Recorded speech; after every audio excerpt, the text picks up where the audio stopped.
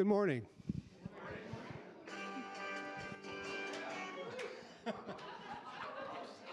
Well, once was good, twice might be better, but I think we better get started. My name is Bob White, and I would just like to thank and welcome each and every one of you here today.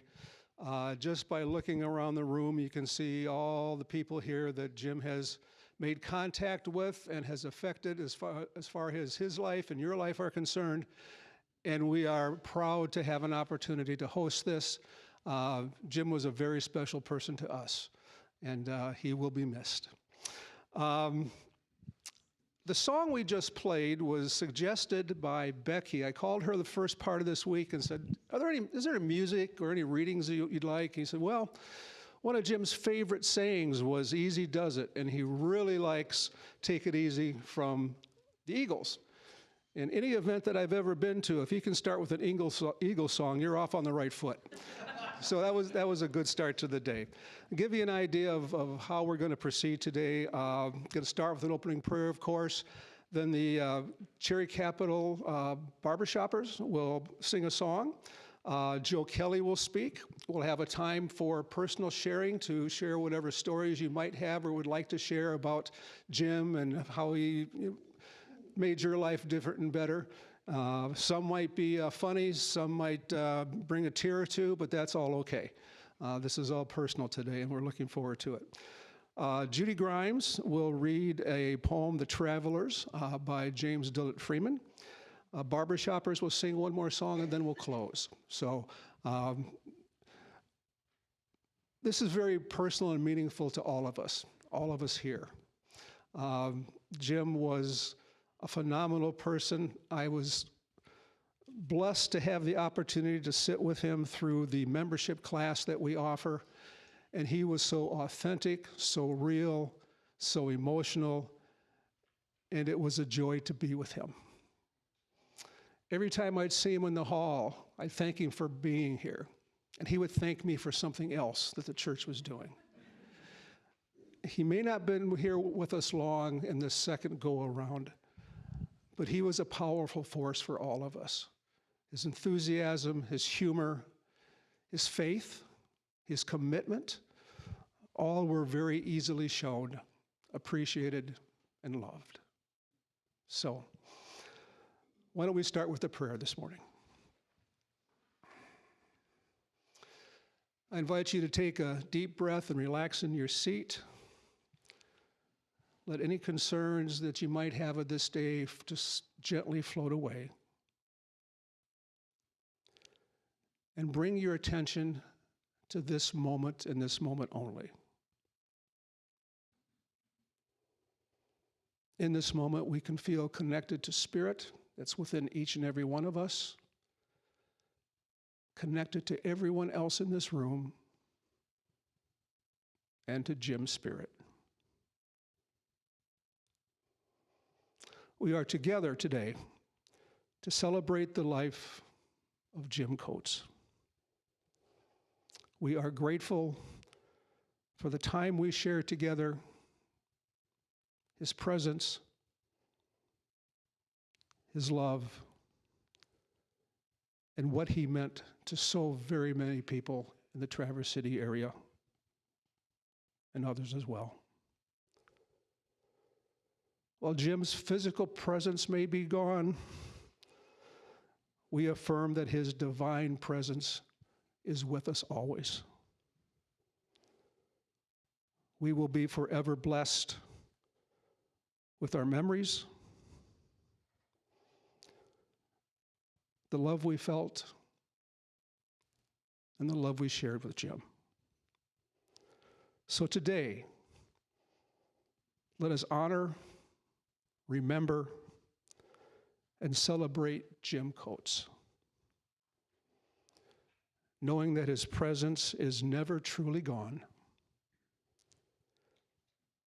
and his presence is available to us always. And so it is, amen. I'd like to introduce the Cherry Capital Barbershoppers.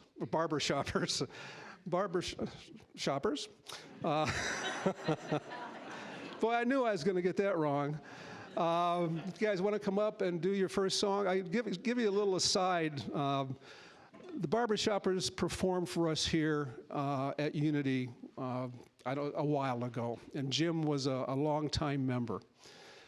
And after that performance, he was simply beaming with the joy that he had, how much he loved being with this group, and how much he brought to it. So I will get out of the way and let them sing their song.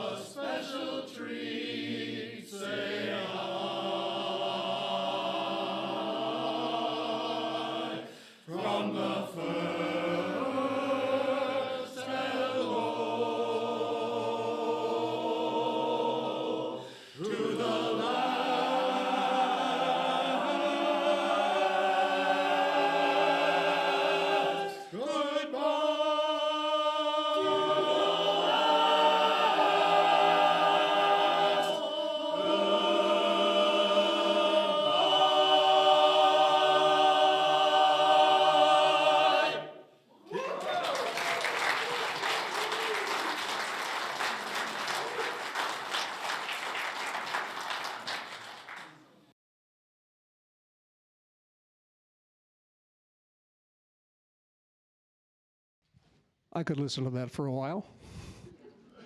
It's very nice, gentlemen. We have another icon of Traverse City with us today.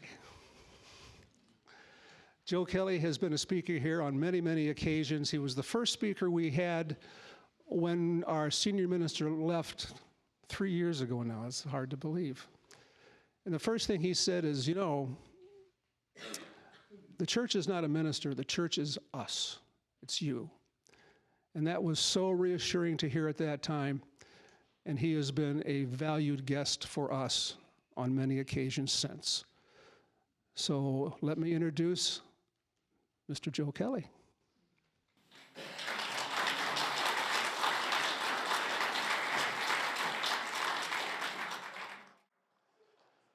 Good morning.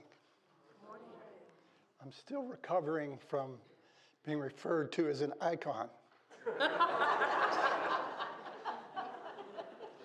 And because I can't spell it, and not exactly sure what it means. And to follow a singing group when, you know, I'm sort of famous for not being able to sing a lick, but we'll sing anyway, just to sort of show you that I'm not scared, which is a lie, always. So we're here today to grieve. Now, that wasn't what I was going to say in the 400 times before I got here, thinking about what might be reasonable and helpful to say. But I had the sort of interesting experience this morning. It's Saturday, and Saturday mornings at 8 a.m., I chair a 12-step meeting. And this morning, when I asked, does anybody have a topic? A person with about 30 days raised her tremulous voice and said, can we talk about grieving? And I thought, oh man. Because as amazing as it is, I wasn't really in touch with that we're here to grieve. And if there's anybody that would be likely to be sensitive to that, it's Jim Coates. You know, we're here to grieve. Grieving is a complex process. And it's a healthy process. And it's a human process. And it needs to happen. And it needs to not be put off by somebody like me with funny stories. And it's real.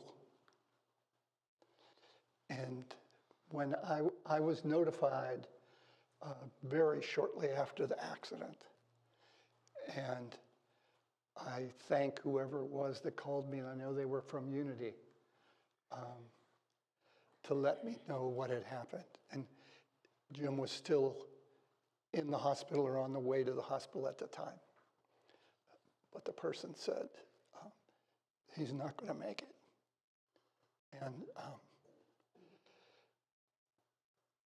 And I had that feeling that one has at that time. You know, my stomach dropped. I took a deep breath and said, okay, now what? You know, what do you do now? Okay, now you start to breathe. You start to think of, what can I do in this situation to be of assistance to somebody I cared about? Made a few phone calls and waited.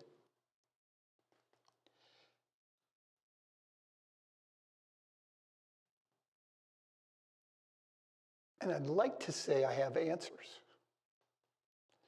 but of course I don't. I met Jim roughly 1982. It's right close in there. And I met him at Long Lake Friends, where he attended only a few times, right about that time. I knew who he was. I knew his name, because in the 1980s, and ever since, Jim's name has been tied to Adult Children of Alcoholics, a 12-step group. And Jim was one of the 2 or 3 gurus of Adult Children of Alcoholics. And so in my mind, as a person relatively new in the program, in a different 12-step group, one that is sort of traditionally terrified by adult children of alcoholics. Because who are they talking about?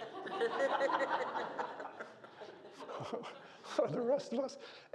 And by the way, having been active in 12-step recovery for 44 years or something at this point, as I left the house this morning, my wife, who's struggling with a head injury, said just after I said goodbye, she said, "Where's your dad?" She was talking to our son. "Where's your dad?" And our son answered, "That's the question that's being asked for my entire life." So it doesn't go away. And it doesn't go away when you're grieving either. But when I met Jim, I knew who he was. You know, I was just some nameless person to him. And I somehow knew that he was a person with a reputation. Only met him twice at that time. He spoke in the little bit of quiet that was at Long Lake Friends at that time. And what he spoke about was his mother, who was a Quaker, and active along the Indiana, Michigan, sand dune area, in holding Quaker meetings in the home and various places. Jim talked about that on a regular basis in my presence for roughly the next 40 years. It was something that he spoke of often in our meeting when he started to worship with us, which was roughly 1986, 1987, when we first began worshiping at Fifth and Oak in Traverse City. So Jim was a part of our worship through the very formative years, which are still occurring. Lots of history, lots of meaning. What Jim spoke about regularly was his mother and those early meetings. And when I mentioned that at his interment, when Jim was buried a few days after he died, both one of his brothers, or his brother, I don't know if there was more than one, okay, his brother and one of the sons both said to me, and I mentioned that I had never heard him talk about his dad. And they said, and his dad was the most significant relationship in his life, which was really fascinating and common, that we talk about often the easiest relationships to talk about. And the most difficult relations we don't talk about unless we're a part of something like Adult Children of Alcoholics. And that's what those groups are built around, is talking about the difficult things. Jim was an active part of our history. As I said, he spoke regularly in meeting about his mother and those younger years. He talked about the barbershoppers, that I had this image in my head of what it was until today. You guys are great. I thought it was 3 or 4 people sitting huddled around singing quietly. I didn't realize it was this magnificent, musical thing. That's a terrific thing, very important to him. I talked about at his internment the fact that all of us, each of us, only know any other person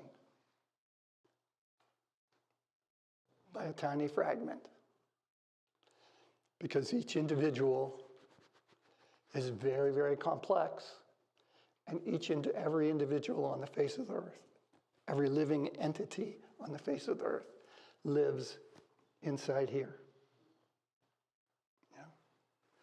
And sees the world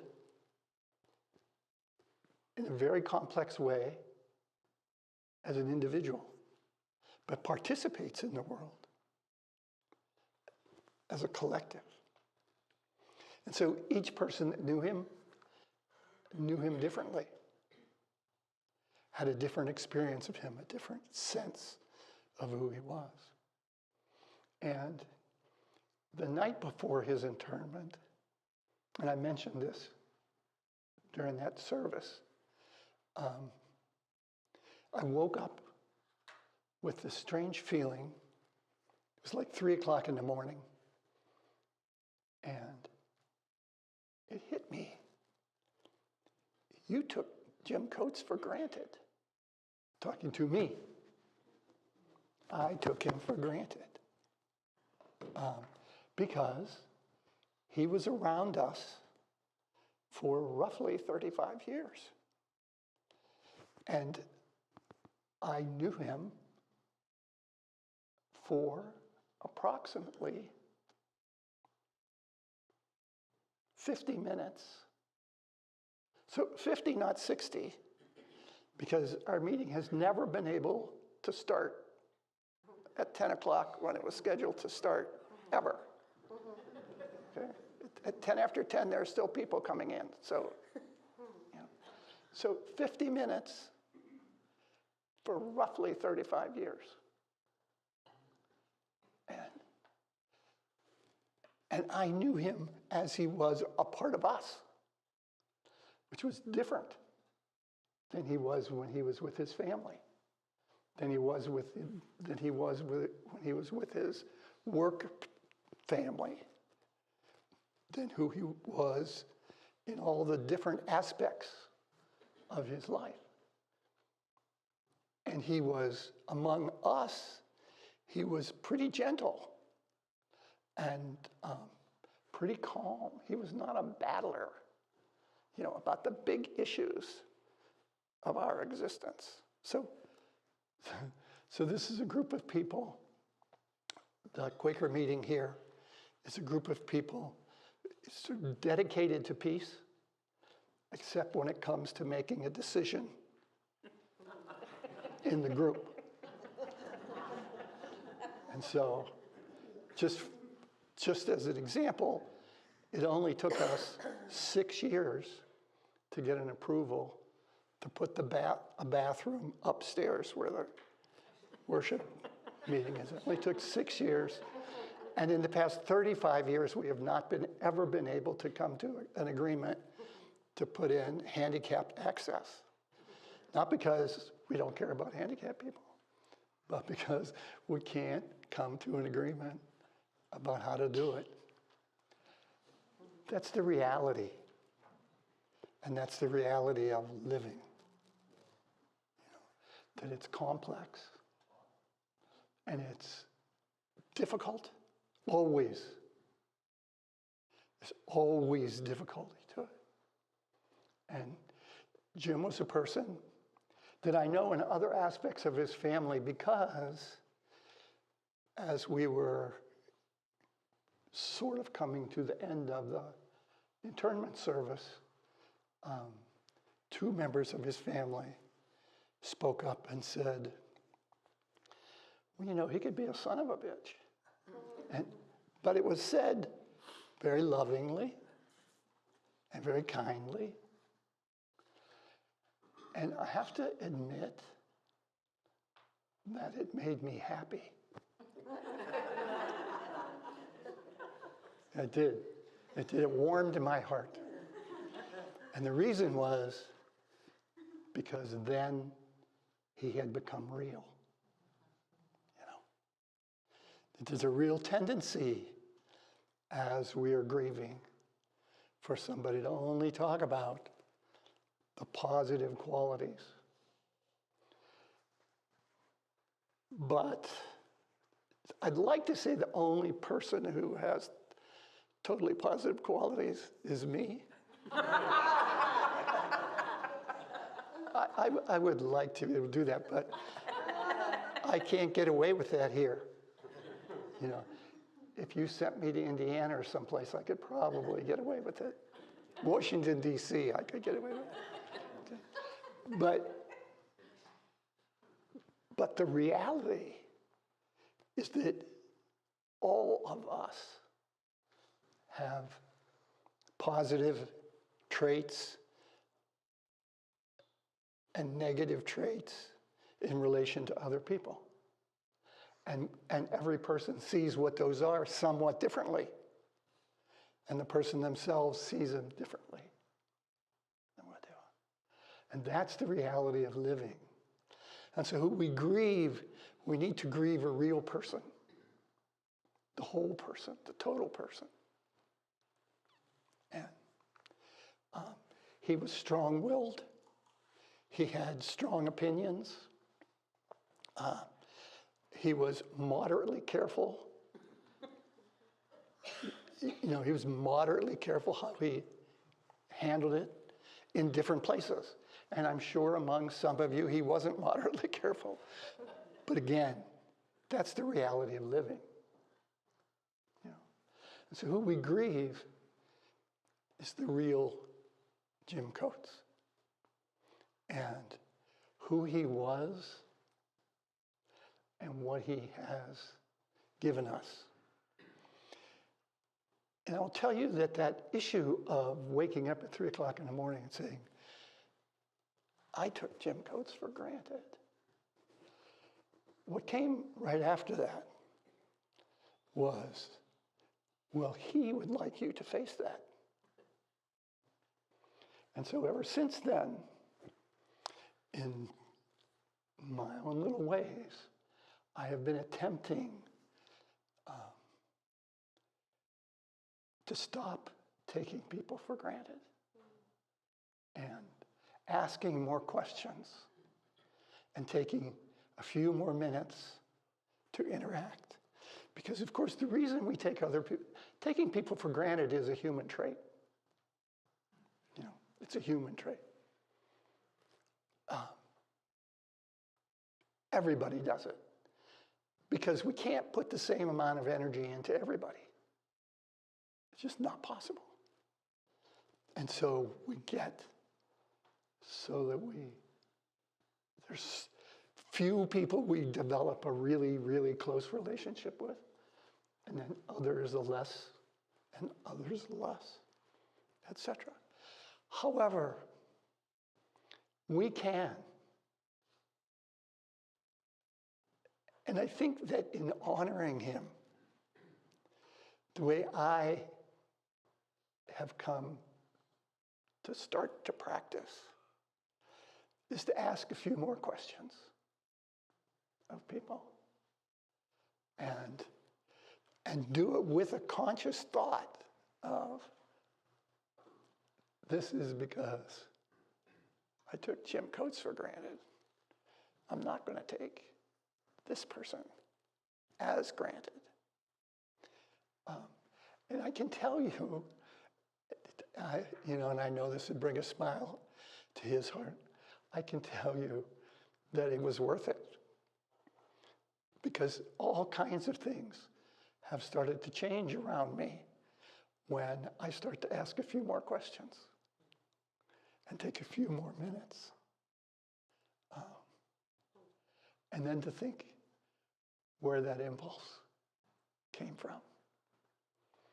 So as we continue today to grieve and to celebrate and to mark his passing,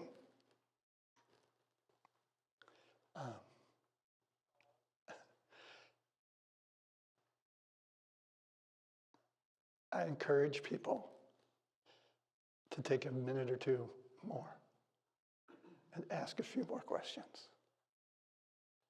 and to do it in his memory.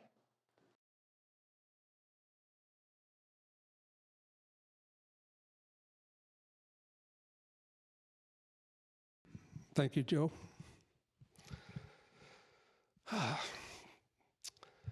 I've had the honor of being involved in a few celebration services, and this next part of our service has always been the one that I think has been near the top of the list of meaningfulness. What we'd like to do is give everyone here, not everyone, we don't have that much time, but give as many as possible in the time we have, a chance to share an experience, a feeling, an event, something that somehow typified what Jim meant to you. And again, there are so many people and so many stories. We will get through as many as we possibly can, because this is what it's all about, is sharing our experiences with Jim, with us at this time. And I'm honored to have an opportunity to do that. So, who would like to be first and share something, a story, a tidbit that you experienced with Jim during your life? I'm not surprised, it's Marty. Somebody's always got to be first, and somebody's always got to be last. But staring at this picture for a while remind me of Jim, one of his first times here. He said, you know, there's a lot of nice people at this church. I kind of like it. And they really have good food, too. He loved his good food. Thank you, Marty. Who else would like to speak today? Oh, here we go. My name is Libby Robold, and I go to Unity here. And I'm so happy to say I took that picture. My story about Jim goes back a ways. Many years ago, when we moved to Traverse City, I had a sister that came to live with us, 13 years younger, coming up from Ohio University. And we came from a very alcoholic, troubled home. And the word was he was the man that you want to go see. And we decided to go together to make sure that our life together, that we could bypass some of the dysfunctional stories that come through situations of that sort. I'm sure I don't have to share too much about that with many of you. I'm sure you've experienced it as well. And so we went to see him, and he told my sister Pam, I want to see you about 12 times and come in, and, you know, because she was really living in the thickness of the alcoholism at that time. And he said, Libby, you can read a few books and so forth, and tell me some things to do. And we decided that we had charted a way to have a really fun life living together as she shared her early adulthood with us. So then a number of years later, my mother passed away, and before Michael and I went to that funeral, I said, I need to go talk to Jim. I need to be prepared for this because there are many stories. And so I went to see Jim, and I said, remember when my sister and I came and you told her that, you know, you wanted to see her a few times and I could read some books and so forth. And he said, oh, well, actually, I wanted you to come back too. I said, you did? He goes, you know how you hear what you want to hear? And I was sure I had it all together.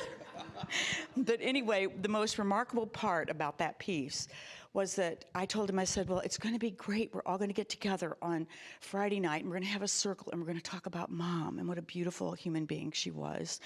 And he said, well, actually, that's not what's going to happen. Seriously. And I said, no, everybody's so, you know, everybody really wants this opportunity to get together. He goes, Libby, that's not what's going to happen. And he said, what I want you to do is get a hotel room away from the house. I'm thinking, what? He said, no, you need to get a hotel room away from the house because they're going to come and they're going to bring their friends and they're all going to be drunk. And I thought, this can't possibly happen. But I know some of you know, yes, it possibly can. And so, sure enough, when we got there that night, everything that he told me was going to happen, happened. And we were so glad that we had chosen to get a place to stay somewhere else. Not to be, you know, still we, you know, maintain our joy and fun with the group. And then the next morning when we went to the funeral, I think we were probably the only sober people there at first, or not hungover, excuse me. But anyway, it was just remarkable because he understood the complexities of relationship. He understood the complexities of the alcohol syndrome.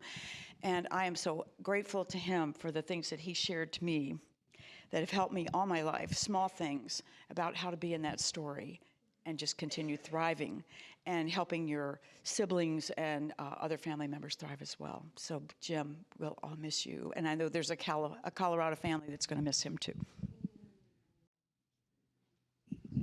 Thank you, Libby. Blake?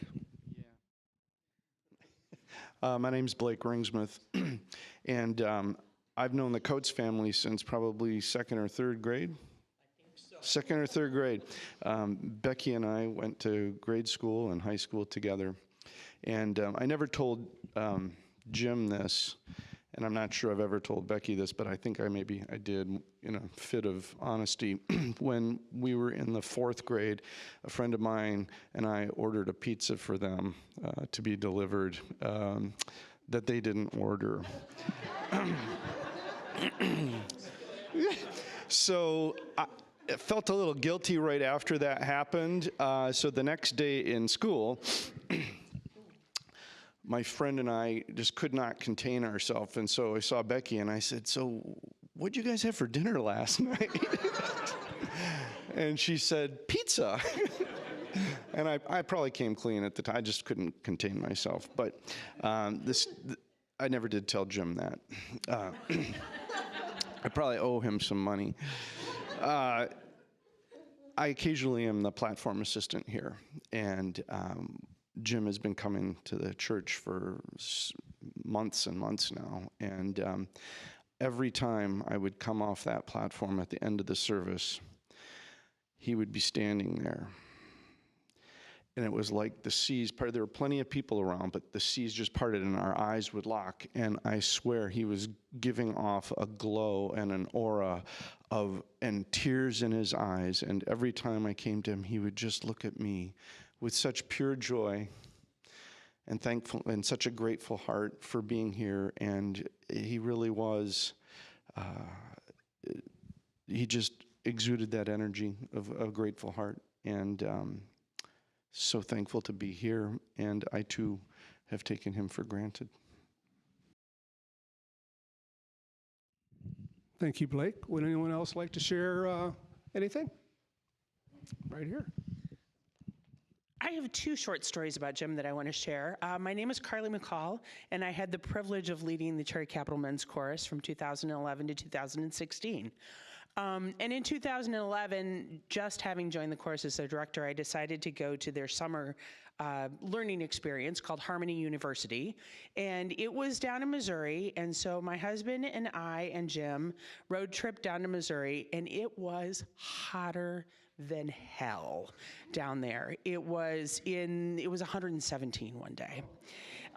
It was so hot and so humid on this campus. And so lots of classes we were off taking, and so Jim had enrolled in this class, an evening class after dinner, called How to Be a Great Lead. He sang the lead part. And so he went to class on Monday, and they were watching videos of championship leads, like the best barbershop lead singers in the world. And then he went on Tuesday, and they did the same thing again. And at the end of class, he went up to, well, I think in front of the whole class, this is Jim being real, he said, I just don't think this class is for me. They said, why? He said, because I am never going to sing like those guys. I came to this class because I am a shitty lead, and I would like to be a slightly less shitty lead. And I said, Jim, you did not say that. He goes, oh yeah, I did. I said, so what are you doing? He goes, I'm taking another class now. So it was just he's so real. And then my other memory of Jim, and I've got several of them, but the other memory was one night in the summertime where we had rehearsal. And, if you've ever tried to do a choir rehearsal in a cinder block room, humid, with the doors open, with no fans, I don't know, it was July, August, it's just dreadful. And you're pouring sweat, and I'd worked, and I don't know, I was tired, I was cranky. I didn't want to be a choir director that night, and it was just like, and it felt like I was dragging the guys along. We might have been flat that night, I don't know. It was, yeah. Phil might have sang really loud that night, who knows. At the end of rehearsal, this is when Jim was really in the midst of taking care of Pat. And so I was just like, oh, thank God this is over. I'm sweaty, I'm smelly, ready to go home. Jim came up with the light in his eyes that he would have, and he said, thank you. That was just the best. I treasure this so much every week. This is my thing that I can come to, and I feel happy and whole. And it made me think that all of those situations where we feel like we're dragged down, you never know what somebody else is going through or how they are feeling. And so I will always treasure those memories of Jim. Thank you so much. Anyone else? Oh, okay. You're next. Okay. Oh, Marty. Great. Thank you. I'm Marty Manti and worked with Jim for many, many years. And am thinking, there's so much that I could share. But this is a little book that he gave me back when Unity met. I think it was sharing the church with the Seventh-day Adventists on 7th or 8th Street. And he was my therapist at the time, back in the pretty early 80s. And he was challenging me, and he said, you need to go to this church, and I'm going to be there too. And he handed me this little book, and he said, and you need a mom. And Kate DeMoujian was the minister at the time, if any of you are remembering Kate. And I not only found a great mom figure, but she invited me to come over to her house at lunchtimes. She lived in the same neighborhood I did, and she would tell me some stories from the Bible, which was like my introduction. So I not only had an opportunity to get a real grounding with Unity, and I dare say I might be coming back after being in this wonderful building today and seeing some very familiar faces. I also wanted, I guess I should say, because I had such a long history with Jim and with the family, I should say that one day we worked at Catholic Human Services together. I was there for 19 years. He was probably there for 25 years. And then we had a private practice together that was very part-time, and with a couple of other people. And so there was a weaving in and out, and my son, same age as Ashley, et cetera, et cetera. So there was a lot of weaving in and out, and I remember one day we were in the car, we were doing something, and he said, so what are you up to? And I said, well, I'm involved with the Human Nature School. And he said, what? That sounds interesting. What's that? And so I don't know if there's anybody here who's been involved with the Human Nature School, but it's shocking to me how much time he spent at the Barber Shoppers, how much time he spent at Catholic Human Services and in the private practice and with the Quakers, because he spent all his time at the Human Nature School. Like, I was amazingly important for so many years. So one day, so he led me to Unity, and then one day, you know, we were talking about what I was doing, and it was Human Nature School. And then another day he said, so what, are you going to a church? And I said, no, I've joined a Buddhist group up in Elk Rapids on Sundays. And he said, I'm going to. So so truly, he was a student of Thich Nhat Hanh for so many years. So, you know, Joe said it at the internment that we all just had a sliver of Jim, and some of us were blessed to have more than a sliver. So I can say, Becky asked today, you know, how are you doing? And I said, he's in my consciousness all the time. He used to say things like, perfectionist in my work, and he'd say, wait a minute, your B- is anybody else's A+, so stop it. And then I would get ready to go do a presentation, and he'd say, You think that they want the facts, they just want your experience.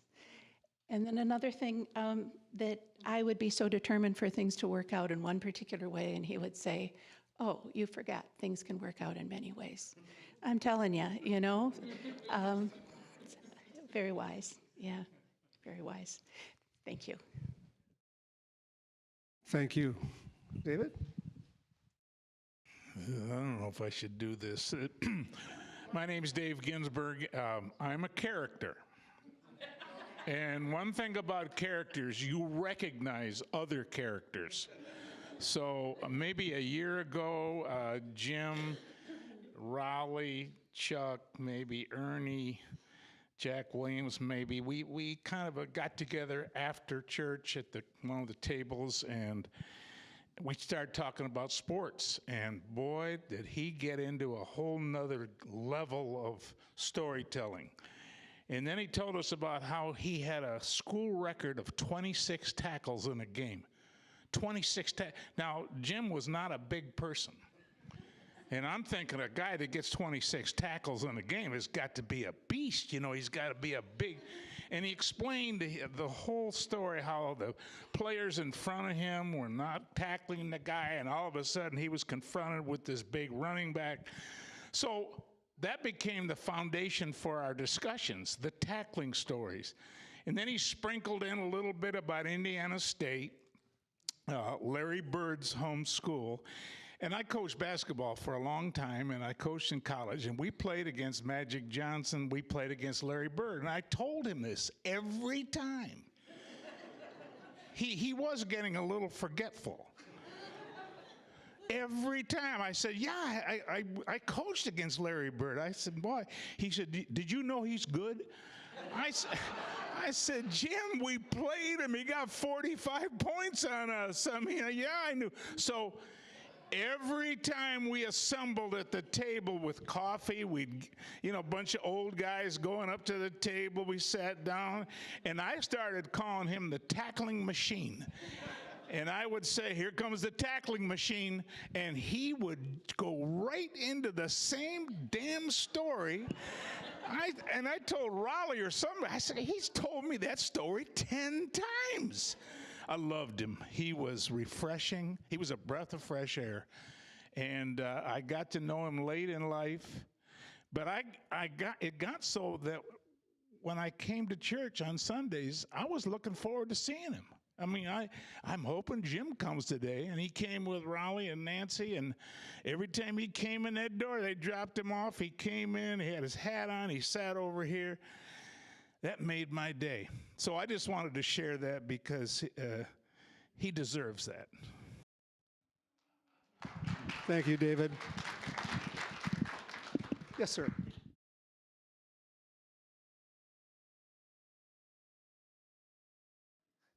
I'm Dick Hartrick, and I'm with the Cherry Capital Men's Chorus, obviously. A couple of quick things about Jim. If you don't think Jim meant a lot to the chorus, look at our website, which is cherrycapitalchorus.org. The splash that goes across and scrolls across the front of our website. It's got, be a sponsor. It's also got 2 pictures of the chorus that scroll across there, and Jim is standing right in the middle of that chorus, putting his heart out for the group, which he was good at. My other quick story about Jim is the only context I knew Jim in was barbershopping. And I came down for the, I would call it a committal service. I don't know how to say that I word everybody else has been using, but I came down to watch Jim be put into the ground. And I listened to all of the people that spoke that morning, and a number of people. We've already said the SOB word this morning. Jim was a person in barbershopping that you could find loving, energetic, frustrating, but always authentic. And I learned really quickly that when Jim was around, that he could not count to 4. There's a term in barbershopping called fifth wheeling. And it's when a quartet is trying to sing, or when a quartet is singing, some people think it's unpolite to come up and become the 5th person in that quartet. And it was almost impossible to quartet in a room and not have Jim come and be the fifth wheel. But that was part of what made him endearing. And the chorus, when Jim, it was like a year ago January when Jim came into chorus one night and he said, you know, this has been a part of my life. And it's a part of my life that the chorus has grown past, and I can no longer maintain that. The quality of singing that we like to do, and I'm starting to shake here, so I better be quiet. And he said goodbye. And that was the last time that a lot of the people in the chorus got to hear Jim. And we miss him today. Thank you so much. I say we have time up for about one or two more. You just raised your hand. Come on.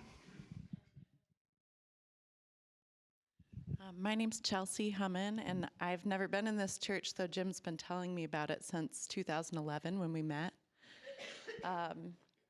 And Jim and I met because of you guys, because of Marty Manty, because of a 12-step program, lots of different parts of my life Jim has been a part of. But what I wanted to share today is that about this time of year, a little earlier in the year, when the leaves were just starting to turn colors, I was out in the woods with a group of children at the Human Nature School. And we always found this cool little spot up in the commons, up in the maples and oaks, and had a lunch fire, and would be eating our lunch around the fire, and there would always be this guy walking his dog. And they'd kind of, you know, skirt around the edge of our fire, just out of, you know, just around the edges. But I noticed him over and over. And then one day I saw him in a barbershop quartet while I was downtown. I was like, I think I know that guy. So the next time I saw him out there, I tracked him down. And I said, hey, do you want to come eat lunch with us by the fire? And he and Brody came and ate lunch with us. Brody ate some lunches around the fire. And he started coming around every Tuesday and every Thursday when we were up there having lunch. And eventually I also, you know, came into contact with him at a 12-step meeting, and he became this integral part of our elders council at the Human Nature School, and really shared so much of himself while Brody was around, with Brody, and after Brody passed, sharing his stories and really sinking in deep with the children. And I love him so much. Thank you for being here. Thank you. Would you like to say something? As you're all saying, he just loved you guys so much. Here you go. And he really was, in his last years, just really happy. I mean, he was just so happy with the groups he was going to and the place he lived. And he would say, you know, I'm ready to die. I don't want a long, drawn-out death. I think with my mom going that way, that really scared him. And so he had been saying that for about a year. And yeah, I just want to say thank you to you guys for making him so welcome. And just, it totally made his life. It gave him structure. It gave him something to look forward to. So thank you all. Thank you, Becky. I am so grateful for everyone here and everyone who spoke and shared something about Jim with us today. I only knew Jim probably for a year and a half, the length of time since he came back. And I wish I could have got to know him better. But as people would have already said, he was a ray of sunshine when he came here on a Sunday. He loved to be here, he loved to share, and he, in his own way, was a huge inspiration to me and so many other people. He just kept on trucking. And he was a great fellow, great man. And we all will miss him. Thank you for sharing. That more than once I had chills when someone was speaking, so this is a wonderful part of the service. At this time, I believe Reverend Judy Grimes is going to read a poem for us.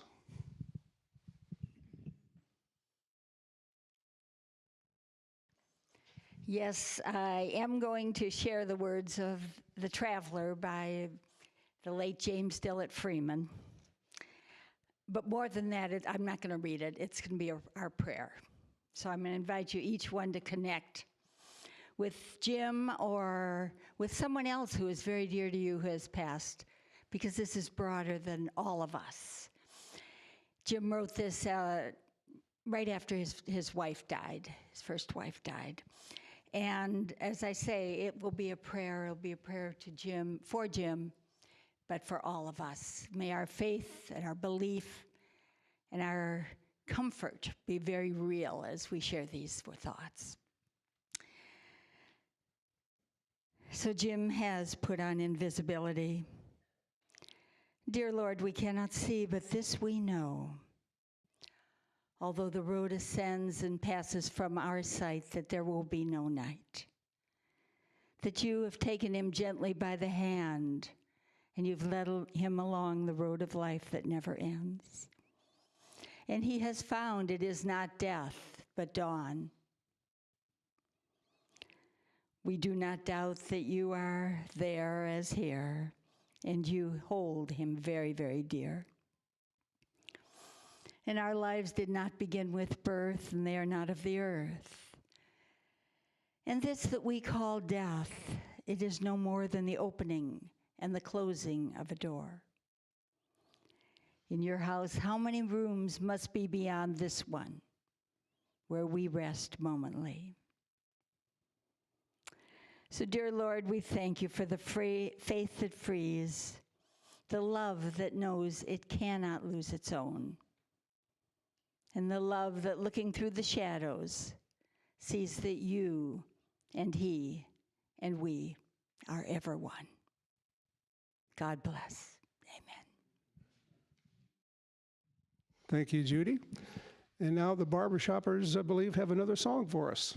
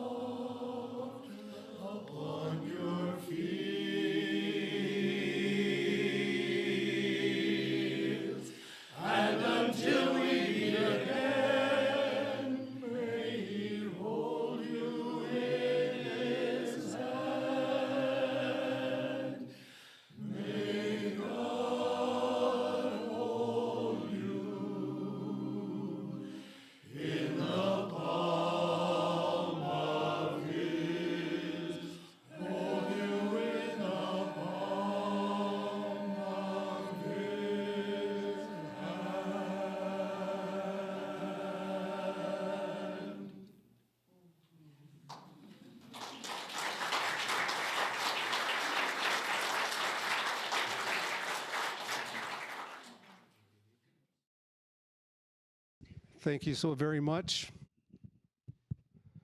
I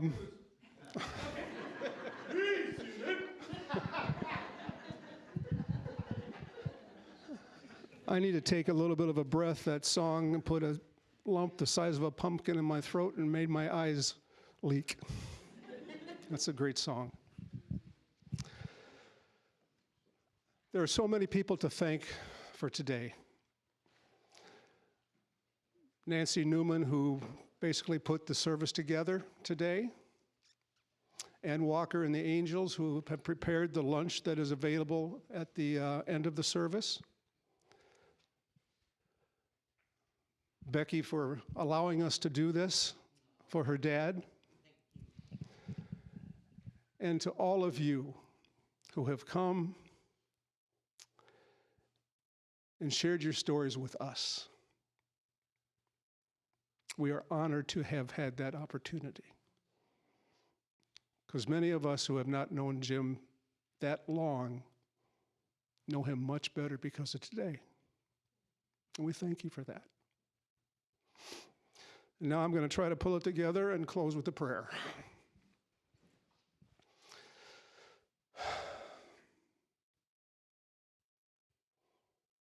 God, we are so thankful to have this opportunity today to honor a friend, a father, a grandfather, a singing partner, or just someone who touched our lives in such a beautiful way. From this day forward, we know that wherever we are, Jim is. His spirit is with us always whenever we think of him, is always with the family as they grieve and move through this process. And his memory is always here that we can call upon and remember Jim and what he meant to us. So it is, amen. We do have a luncheon back. You all are invited to attend if you can. If not, thank you so very much for coming. It has been a pleasure to hear you. It's been wonderful to have you here. And God bless you. Thank you so much.